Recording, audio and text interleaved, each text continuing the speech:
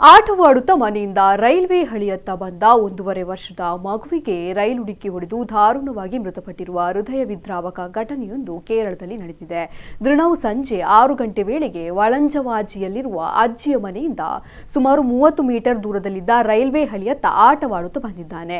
ಈ ವೇಳೆ ವೇಗವಾಗಿ ಬಂದ ರೈಲು ಮಗುವಿಗೆ ಡಿಕ್ಕಿ ಹೊಡೆದಿದೆ. ದಂಪತಿ ಕೆಲಸಕ್ಕೆ ಹೋಗುತ್ತಿದ್ದ ಸಂದರ್ಭದಲ್ಲಿ ಮಗುವನ್ನ ಅಜ್ಜಿ ಮನೆಯಲ್ಲಿ ಬಿಟ್ಟು ಹೋಗ್ತಾ ಇದ್ರು. ಆದರೆ ಮಗು ಅಜ್ಜಿಯ ಕಣ್ಣು ತಪ್ಪಿಸಿ ರೈಲು ಹಳಿಗೆ ತೆರಳಿದೆ ಎಂದು ತಿಳಿದು ಬಂದಿದೆ. ಇತ್ತ ಅಪಘಾತ ಸಂಭವಿಸುತ್ತಿದ್ದಂತೆ ಎಚ್ಚೆತ್ತುಕೊಂಡ ಲೋಕೋ ಪೈಲಟ್ ತಕ್ಷಣವೇ ರೈಲನ್ನ ನಿಲ್ಲಿಸಿದ್ದು ಮಗುವಿನ ಮೃತದೇಹವನ್ನ ಹಳಿಯಿಂದ ಹೊರತೆಗೆಯಲಾಯಿತು. ಇನ್ನು ದಂಪತಿಯು ಏಕೈಕ ಮಗುವನ್ನ ಕಳೆದುಕೊಂಡಿದ್ದು ಕುಟುಂಬಸ್ಥರ ಆಕ್ರಂದನ ಮಾತ್ರ ಮುಗಿಲು ಮುಟ್ಟಿದೆ.